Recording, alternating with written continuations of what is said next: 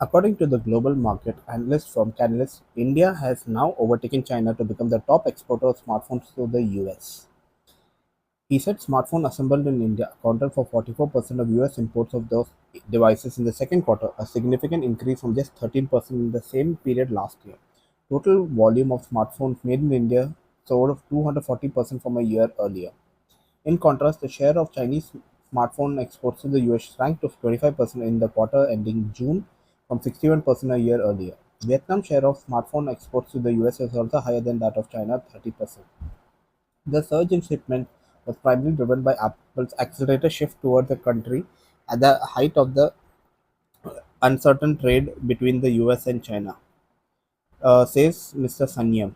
This is the first time India exported more smartphones to US from than China. Overall, iPhone shipments in the US declined by 11% on year to 13.3 million units in the second quarter, reversing the 25.7% growth in the prior quarter. Globally, iPhone shipments declined 2% from the year earlier to 48.8 million units in April to June quarter.